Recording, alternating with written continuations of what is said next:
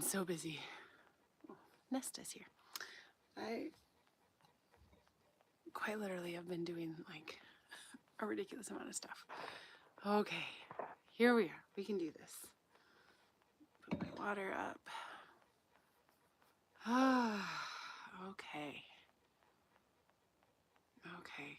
But it's been good. It's a good reason. I've been doing busy things to help this list that I'm making. I got wrapped up in formatting stuff, and I forgot how close I was to 2 o'clock. So that's why I'm late right now. Anyway, it's only a couple minutes, so hopefully it's not that bad. Hello, hello. I am behind today. Sorry, guys.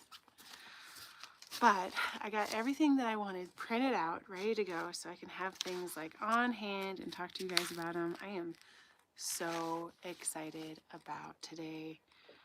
I have been working like a mad person on getting this list together of how to grow all these medicinal herbs, not just things like rosemary and not just, thyme and oregano, things that people can use for medicinal purposes, but also have them kind of like in their kitchen gardens.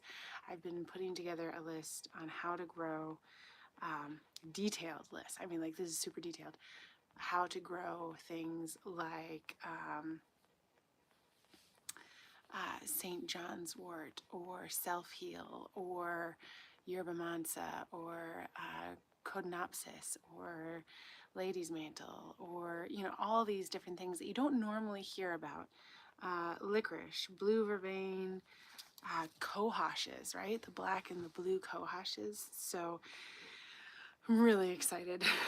I'm really excited about it. So I have this list. I don't know if you can see it on my other phone, but like, look, this is how big this list is. It's crazy. It's in Excel. That's what I'm trying to say. It's in Excel, and I haven't counted how many there are yet, but it's crazy. And I'm so excited about it.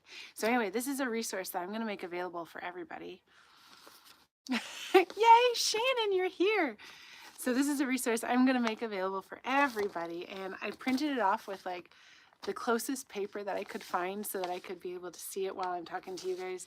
So it's like even weird paper, but this is 8 pages long. It printed weird. I've still got to format it a little bit more. But there's 8 pages that have all of this kind of stuff on it. And so the categories, okay, so you know how we've got like, I've got a list of all the herbs, and then we've got the Latin names, so there's no confusion. Hey, Constance, good to see you. Oh, I made it. It's been nuts. But it's got a list of all the plant names. It's got a list of the Latin names. Thank you. This is Nesta. She is my baby. My favorite cats in the world are long-haired tabby cats. I just love them so much. They're fantastic. Also, like common names, things like, if you could say splanthus, but a lot of people don't know splanthus by the name splanthus. They know it as toothache plant, right? So that is a category as well.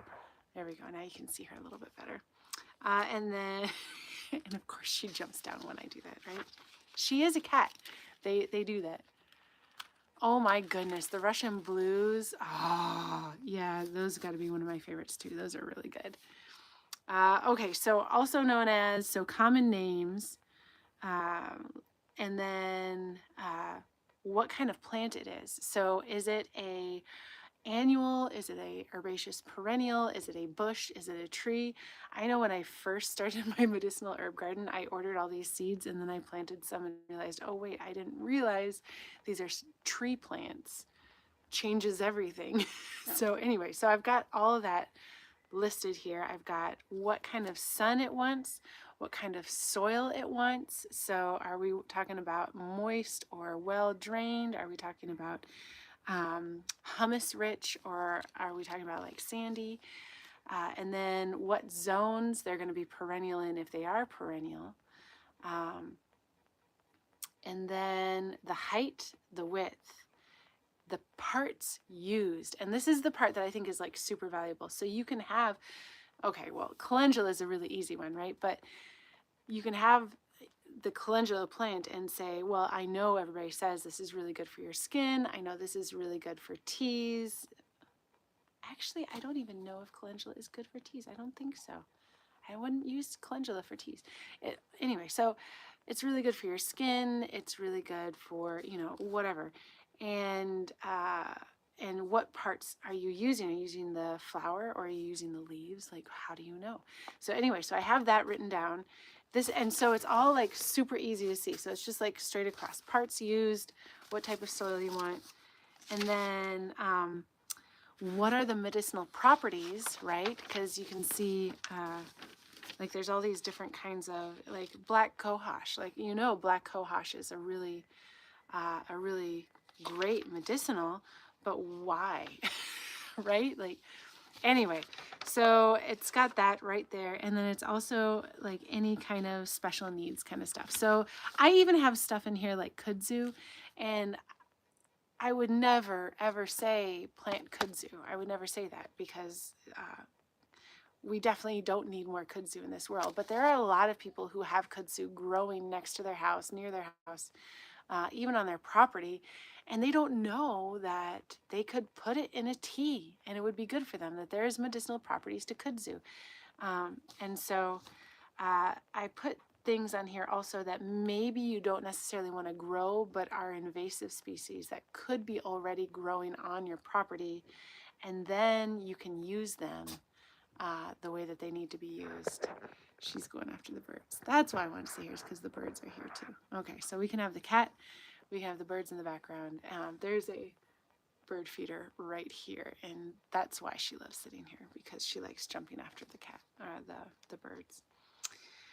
But the birds have definitely learned that she can't get them, and so I think they enjoy teasing her just as much as she enjoys trying to jump at them. But there's so much on here, like I was showing you. I mean, it's a really small font.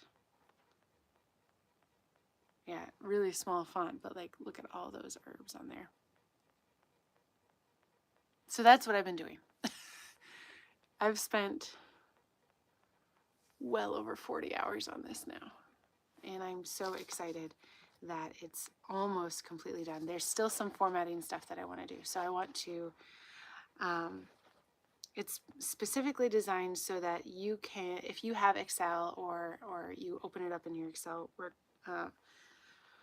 program or type program, you can search a nervine plant, and so then you can see all the different plants that are nervines, right? Or you can search under heart tonic. So if you are feeling heartbroken, then you can find the plants that you need that would make a good tea or a good tincture or something to help you with your heartbreak.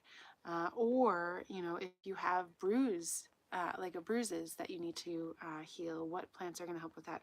I also have, I mean, it's searchable. You could just search under what ones are good for zone 6, because we're in 6B right here. So, and then which ones are good herbaceous plants, which ones are good forest plants. If you want a shade garden and you want to fill it with medicinals, I've got it all organized here so that you can see it so well. And I'm just so excited about it. The ones for heartbreak. Okay, so I printed out my list. So there are a few ones that are really good for heartbreak. Constance, are you having heartbreak? I am so sorry if you are.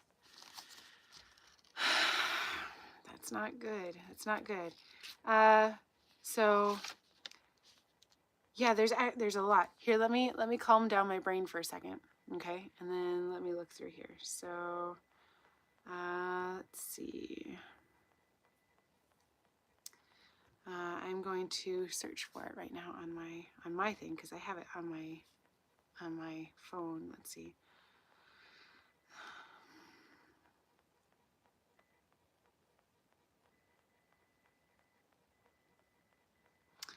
Okay, so it's coming up. Oh, I'm sorry, Constance.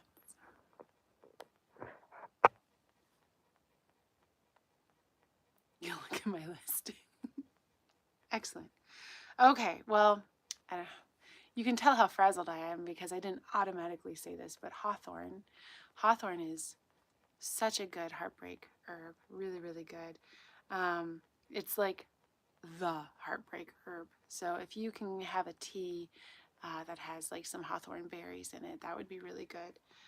Mimosa is often called the tree of happiness, and it's really good for grief.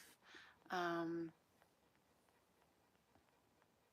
if you're feeling like really just like emotionally weighted down, mimosa is really good. Not the drink, the flower from the tree. uh, Motherwort is really good. I think we talked about that in a recent herb video that I did where I was digging up herbs. Motherwort is good for that. I think it's kind of indicative of why they call it motherwort, because there's an awful lot of heartbreak when it comes to being a mom. Skullcap, let's see, wood betony.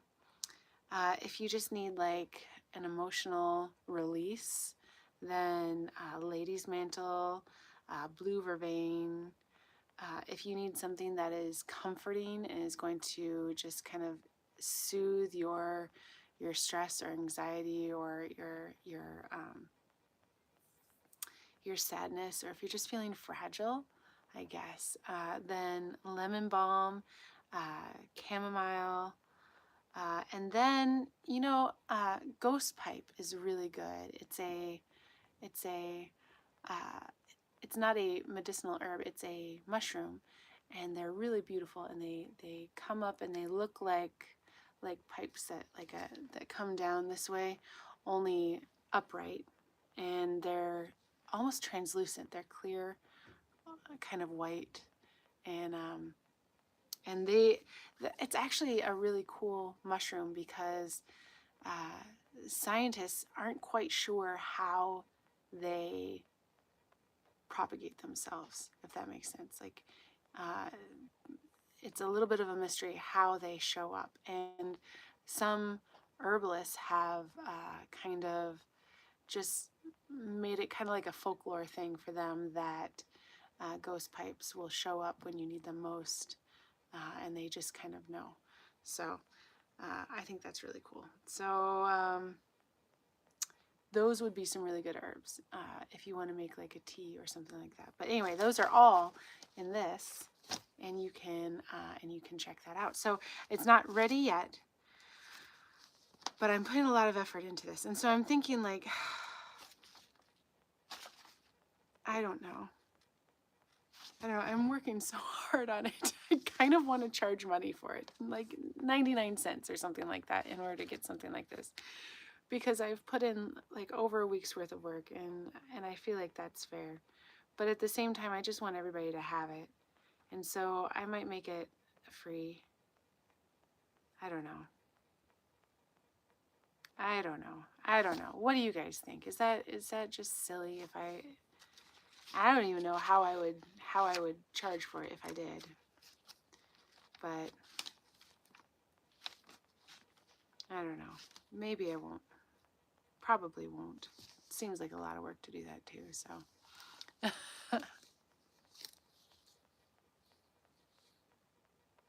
Oh, well, there you go. Okay, so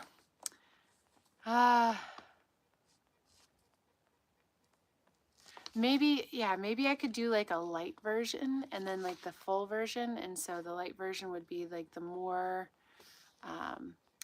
basic ones that you would have, and then the full one would have like all the really, like, that would be for the people who are really interested in having more in depth, I guess. So so we are in central Western Virginia. This is the Appalachian Mountains, and thank you, Constance. I appreciate that. So I I have not sold anything on Shopify. I've never sold anything online, so I don't know. But the thing that I'm looking at potentially charging for is a big list. I need to come up with a great name for that. Maybe you guys can help me with a name for this, of what this list is going to be called, like the Master Rare Herb Grower Properties list. I don't know. I probably don't need coffee, but I'm definitely going to be drinking some right now. Hello, good to see you. So that's that. And it's got some stuff on here, like it's not that are not necessarily herbs. Like I said, like it's got the ghost pipe on here. It's got reishi and lion's mane and oh my goodness, that would be fun. It would be fun just to do a course. Like maybe we could do like a Saturday live stream course at some point, and it would just be for free. But then if we wanted to do like an in-depth one, then maybe if I figure out how to do this charging thing, then maybe we could do that too, because it would be nice to make money. Like I'm putting a lot of work into this. My kids are like, Mom, are you doing the herb stuff again? Ah. Not a scone in sight.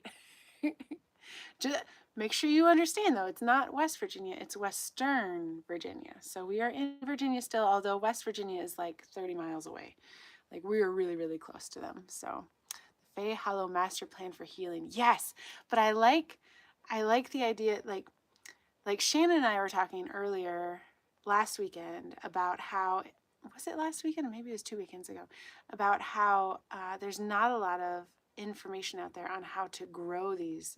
And so you have like this idea of you want to have your cottage apothecary garden, but other than like lavender and rosemary, how are you growing these herbs? Because a lot of them are very persnickety. And so what are the needs of these herbs? And so that was why it started, is because I wanted a list of like an easy, when I'm looking at my seedlings, to know, hey, this is where I got to put it out in the garden when it's ready to go. And then you could be sarcastic right now about the Western Virginia and then entirely different, and you'd be probably totally right, just so you know. But then I realized I wanted to know, like it would be nice to have a full master list with included on it what parts are used and what they're medicinally good for, because there's so many on here. Like I can't remember all these off the top of my head any moment. Like you said, what are the good heart ones? And I've just gone through this whole list several times working on it, and all the names went through my head, but not any of them probably for the heartbreak ones. So it's nice to have something that you can just look at, and it does everything. It does all of the stuff. So anyway, so let's add something there. Fay Hollow Master Plan for Healing. I like it though. Thank you, great Siraj. Man, I love coffee. And again, I'm having trouble with my hair. I'm just gonna leave it down. Is there somebody outside? Was there somebody outside? There shouldn't be anybody outside. There are birds outside, and then there's my kitty cat. This is Nesta. She's like, stop talking about me. She is a sweetie pie. She just got done going through, she was in heat, and it was obnoxious and really irritating. And all of our cats are spayed and neutered except for her. So we didn't have to worry about kittens, because there's like no cats around here. There's no, we have had kittens in the past. In fact, she's from a litter of kittens that we had in the past, but since then we don't have any potential mates for her. So yes, herbs. Yeah, the cat is definitely excited about the birds. So yes, Not from West Virginia. Hey, you used my emoji thing. Very cool. Hi from Arizona. Hi, Jimmy. Good to see you. Hello. I imagine you're probably not having snow, right?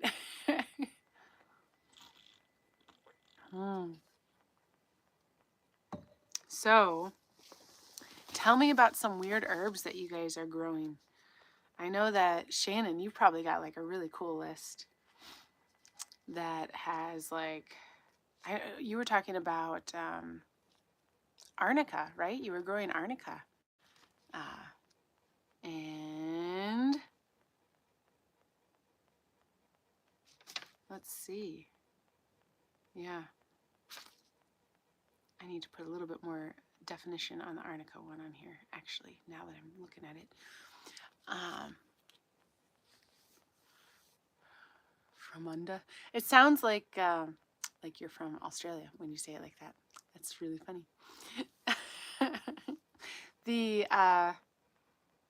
I am interested in finding some purple willow. I had some growing and then the deer ate it. It was just one sprig, but willow is supposed to grow really quickly, and so I wasn't too worried about it, and I forgot about it. Well, I didn't forget about it, I just didn't check on it for a while, and so the deer got it. And I need to get some more purple willow.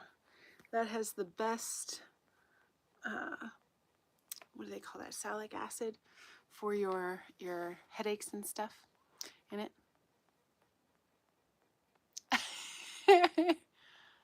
Oh, your chimney. Isn't it so funny how cats will usually go towards the people that don't like cats the most, and that's where they'll end up making their home. I have always dreamt of kittens finding us, and that has never happened. But we did find a dumpster kitten when we were at the dumpsters the other day, and so we did end up bringing home a dumpster kitten. So that's exciting. So.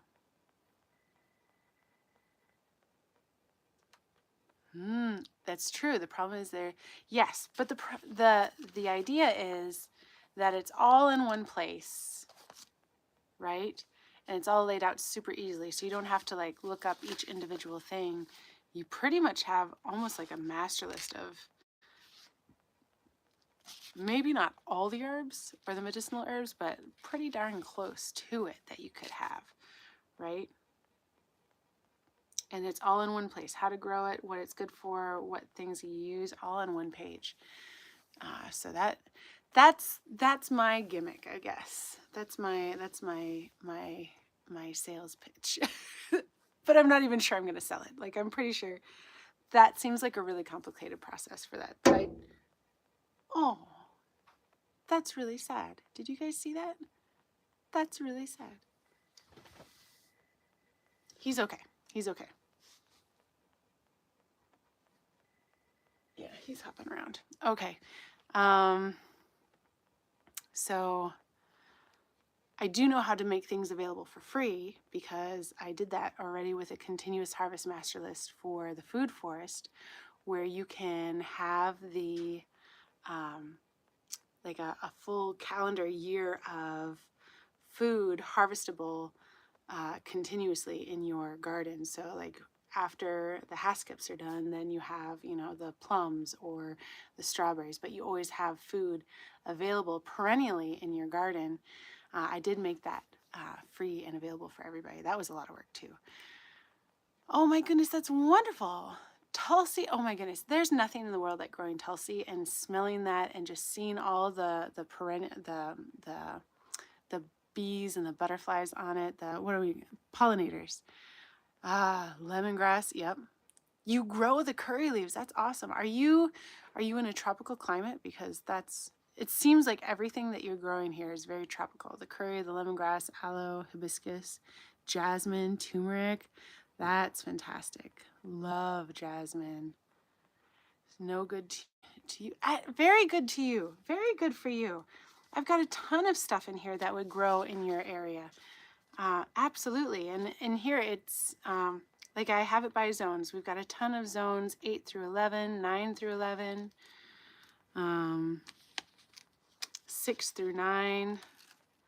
No, I've got a ton of stuff that, like, this would be fantastic for you. Absolutely fantastic. Like I said, I've pretty much got all the herbs on here. So, like, if an herb grows in your area, then it's here. Then it's on there pretty much. Selling their cookbooks. I am not a cook. I'm not a good cooker. So you don't want a cookbook from me. So this would just be like a gardening herbal combo thing. So I know, right? Wasn't that crazy? The bird, the poor thing. The poor thing. I just want to make sure that he's okay. Okay.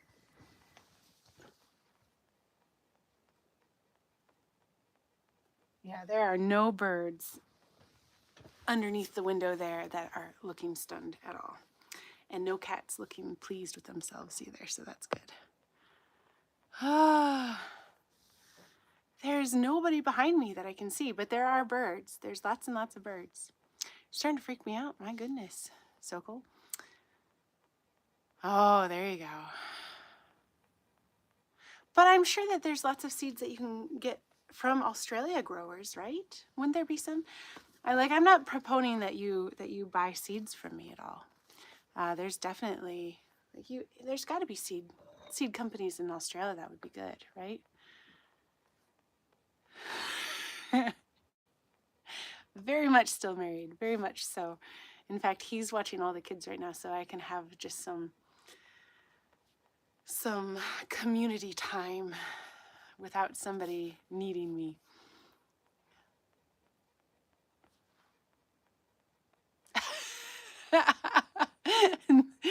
Does it hold up to me slamming my body into it? That is quite the inspection technique for sure. Oh, that's fantastic. 250 acres there. Are you doing a permaculture type thing? I know Jeff Lawton and everybody are based in that area of the world, and they probably have you heard about them with the permaculture thing that they do and building the swales and slowing the water flow and making sure that everything stays super hydrated, so they've got like this oasis in a place where oftentimes there's drought? Peter. Mike, hi, good to see you. Good to see you. Glad you're here.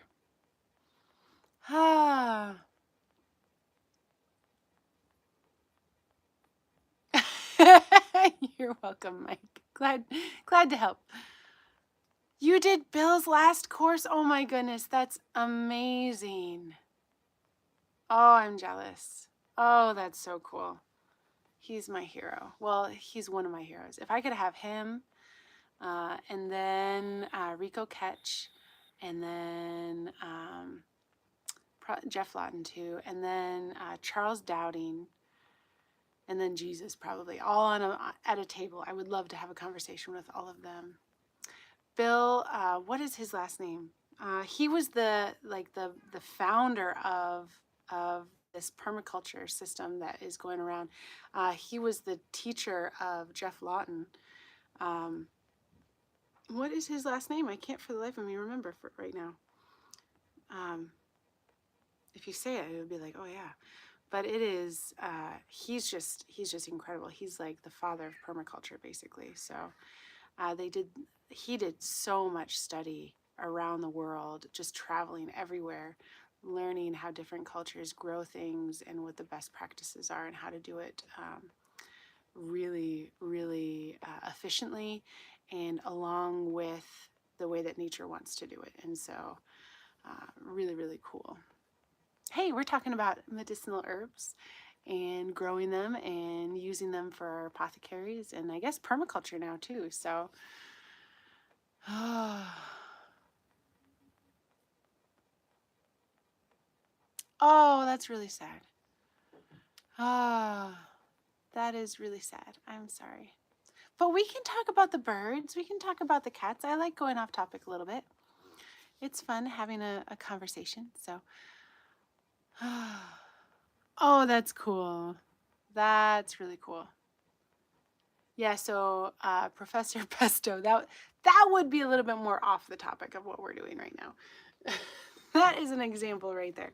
So yes, I am right now. I am in the middle of making honeys.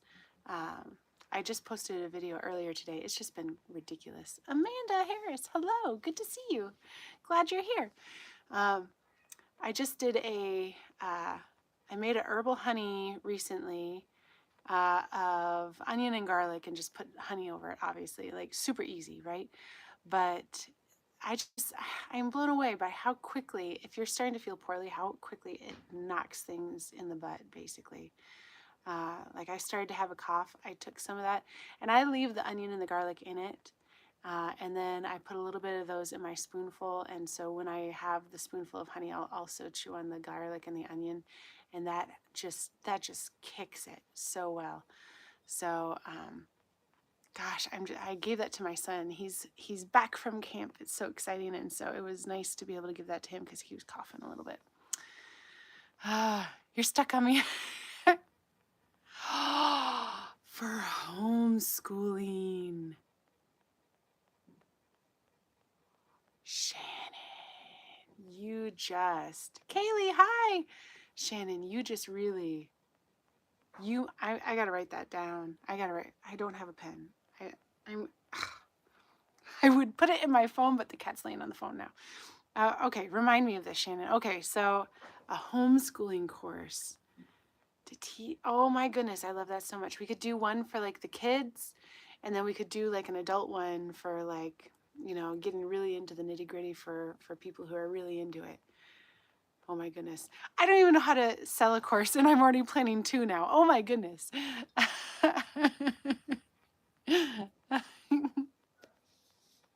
Thank you. I appreciate that. Oh, it sounds like the land of spices and herbs. I can almost smell it. Ah, man, that's really cool. That's really cool. I would love to be able to smell that in the air.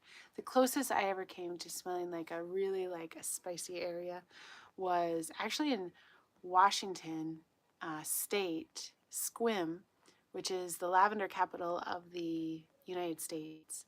And there are so many lavender farms there. For some reason, it's like they call it the blue hole because the mountain ranges there surround it in such a way that everywhere else gets all the rain because it's Washington, right? But that one city is like considered arid. And so they can grow all this lavender, and it's like the perfect climate for that. And so there's just hundreds of lavender farms, and it smells amazing. It smells amazing. I know, Shannon. Oh, and you can make it pretty. Shannon, let's talk. I think, can you find me? You can find me. I have a Fay Hollow Homestead page on Facebook, which then lets you get into the messenger side of it, and then you can just message me, and I answer my messages frequently. So, thank you, Kiko. I appreciate that. We had a bird just like slam into the window earlier, so they're a little enthusiastic right now. So we got to make this happen. Man, it is super, super peaceful. Oh my goodness. Patriots or Seahawks? I would have to say Seahawks just because I love Washington. Because of Squim. That and the Olympic National Forest. So there's a pretty bird.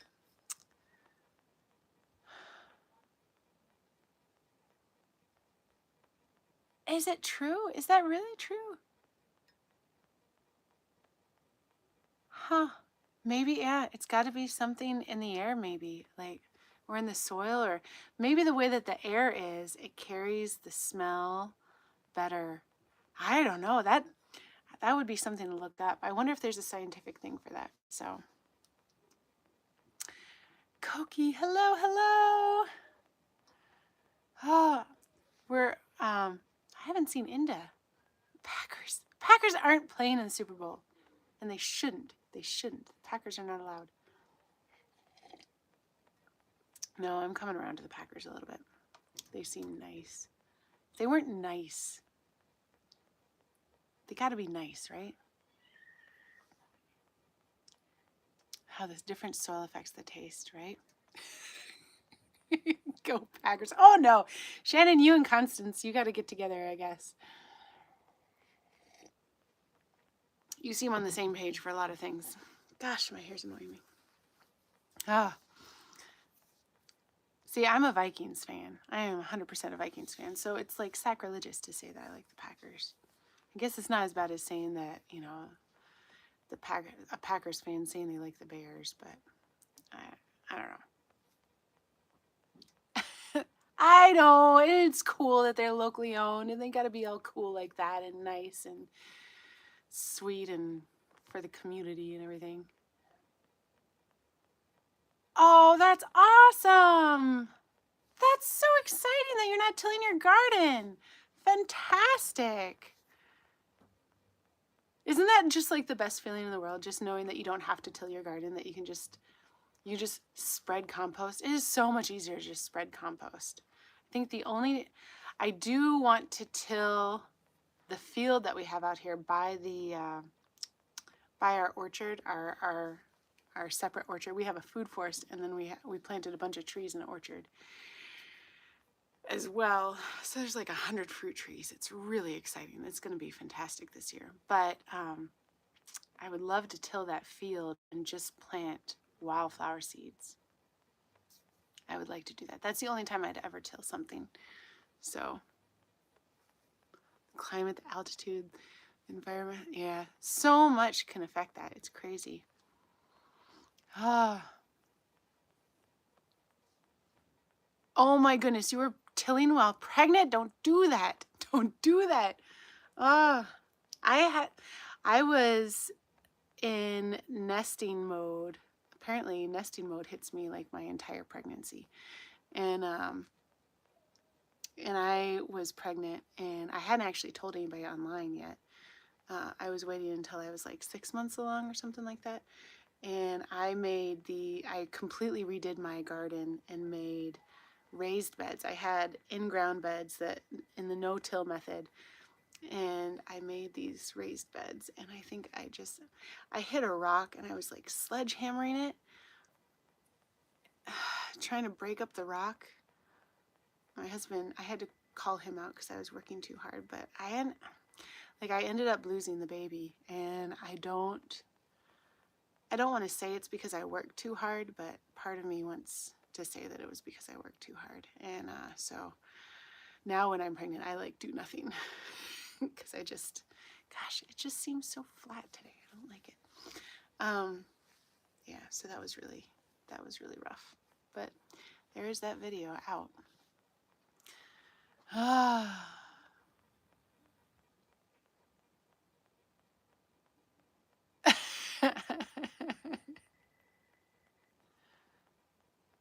Did I see what? Oh yeah, I know, right? That she did it while she was pregnant. Like, stop working so hard when you're pregnant. My goodness. Thank you, Koki. My mom actually did this really cool thing for me when that happened. Is I was struggling with it a lot. I was grieving, still grieving now, but definitely a lot healed from it. But she took me to an antique store, and we found these two little statues. That one was of a little girl that was like on her belly, and she had her hands right here, and there was like a book laid out in front of her, and she was reading. And then there was another of a little boy, and he was sitting down, and there was like a little puppy next to him, and he was a really cute little boy. And she got me those two statues, and I put them in my food forest near my memorial garden for my dad. And so I'm not entirely sure what gender they were, but I lost two while we were trying for my 2-year-old right now. And having those two statues there actually helps a lot. It just kind of feels like they represent them, and they're in the garden with me when I'm out there. So it's really, really nice. Koki, you learned that no-tilling from me? That's awesome. Oh, I'm so excited for you. I hope, please look up Charles Dowding on YouTube. He does some amazing videos on no-tilling gardens, and he has like the side-by-sides and why they're better, why it's better. He did the same. He's like the father of no-till method. So you need to check out Charles Dowding, and he's like the cutest little old man on the planet. I really love him. He is one of one of the 5 that I would have at the table if I could talk to someone about it. So, oh my goodness. Thank you, Great Siraj. I'll have to think about that for a while, because that is definitely something that I blame myself for a lot. So, thank you, Black Vega. I appreciate that. So, yeah. Anyway, the garden's really beautiful. Put a lot of hard work into that. But I was thinking, like, I wanted to have it all ready so it'd be easy to plant and to harvest things after I had the baby. And that was my big plan, is I wanted to be able to have like an easy garden. And that was part of my nesting situation. And so I did, like, the video is pretty cool, and it's out there, and what is it? I think it's titled something like, I had to change everything about my garden. And of course they demonetized it, of course. But it's pretty cool. Like, I terraced it and everything because it was on a hill, and it would just, everything was just kind of sliding. So I terraced it, made stairs, put in edging. My husband had worked at this lumber mill where they would get white oak, and so he brought home all this scrap white oak, which is like one of the heaviest wood types out there. Probably not the heaviest, but one of them. And really dense and really really hardy. And so they were huge. They were like planks like this tall, and so I mean really tall beds. And I was dragging them around and hammering them in and screwing things in using the chainsaw and digging. So much digging. No, it's good to talk about it, Koki. It's good to talk about it. So.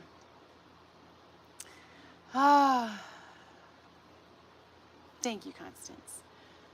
So, but good for you for continuing to do stuff while you're pregnant. That's fantastic. There's something about being in the garden when you're pregnant. Honestly, it's magical. That was like one of my big desires, is when I went into labor, is I really wanted to say, I wanted to be in the food forest for a while that day, and I wanted to labor in my garden, and I got to do that, and that was really cool. So that was really cool. No-till absolutely 100% improves soil health, like no other. Like so much. And then tilling actually destroys the soil health. So yeah, it shouldn't be taboo, I think. So absolutely, Jesus Christ is definitely Lord. He is my Lord and Savior for sure. So oh, that's exciting. Oh no, I hope that you are close to her. I hope that you're overseas with her. But congratulations, that's awesome. USMC, that's congratulations. Woohoo! Yay! Oh, that's awesome. Shannon, did you have the baby, or are you still pregnant?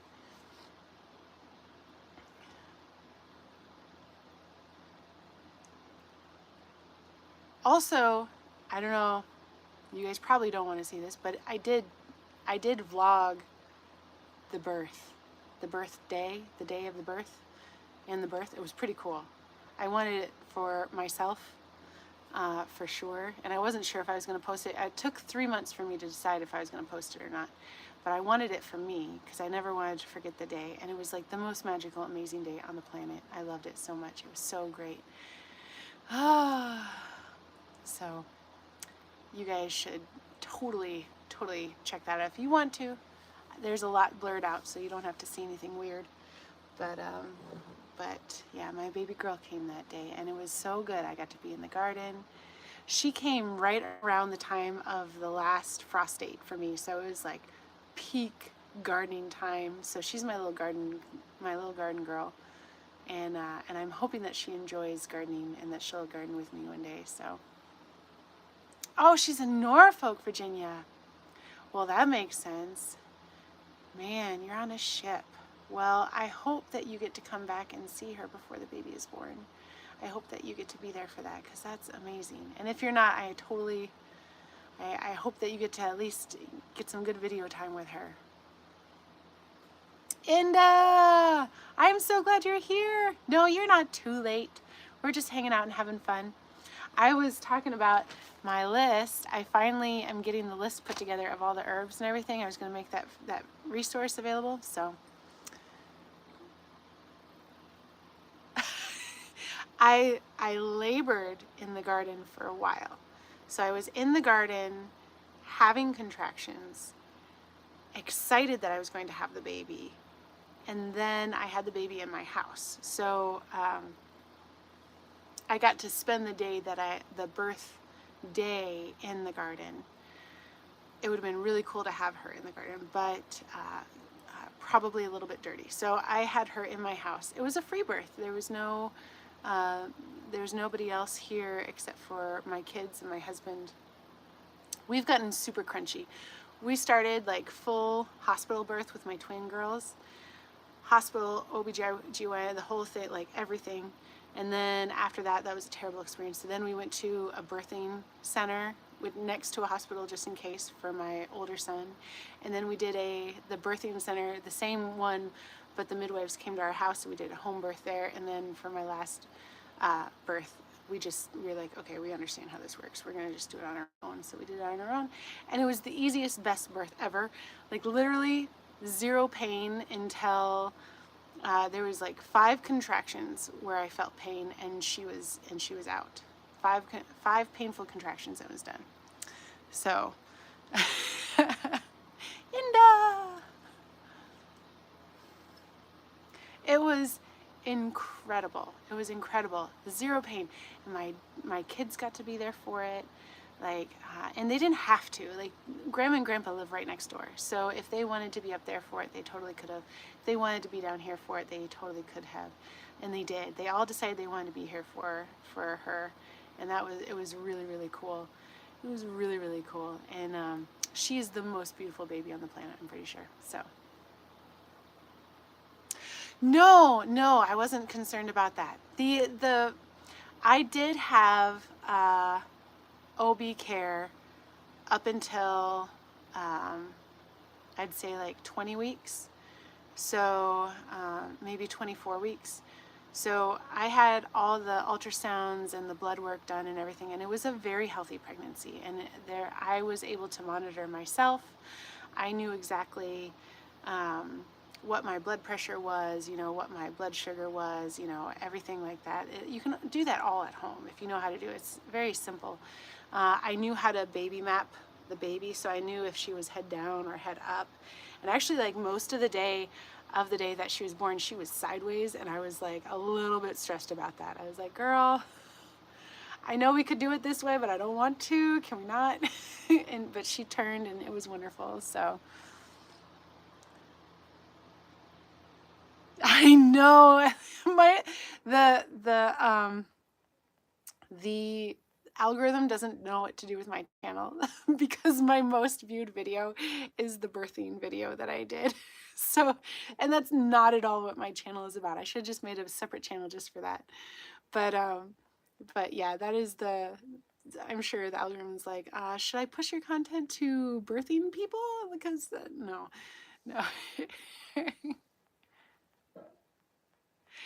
Oh no, it was so good. The last 5, they hurt. They definitely hurt. That was bad. But I mean, it was only 5 contractions, like 2 pushes. It was so easy. Definitely hard. Don't want to do it again. Those 5, but the rest of the day, I would do that again in a heartbeat. Loved that day. That was even the contractions. Like even as I was dancing and just. Sitting there with my daughter, rubbing my shoulders, like even though they were strong, they weren't painful, and it was so cool because it was like fully in the moment, and just knowing that she was coming, it was so exciting, and it was so peaceful, and oh, it was really, really cool. So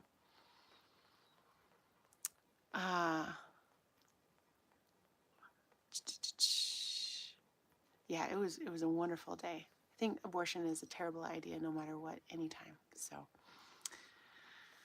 she was born in May. Yep. Hello, Wanderer. Hello, hello.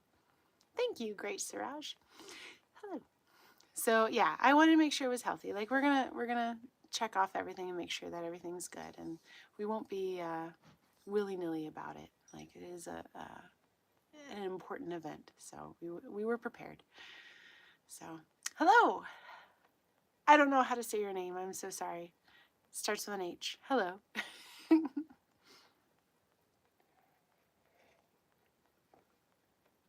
But a lot of this stuff, we were researching a lot about births at the time, and it's amazing how a lot of the stuff that happens in births to speed births along don't need to happen. It doesn't need to speed up.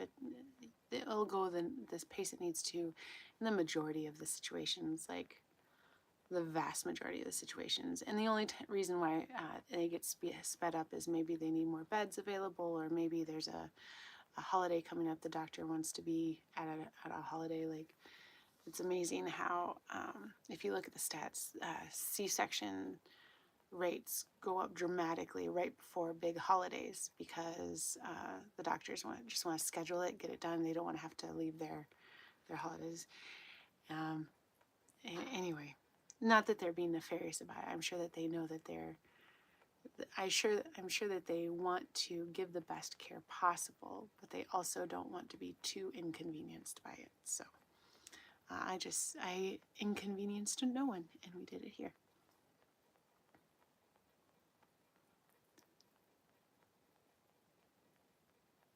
That's why ultimately, Inda, you totally hit the nail on the head. That's why I shared it, is I wanted to normalize it more. I wanted women out there, like, because when I was pregnant, I searched that so much. I was looking for that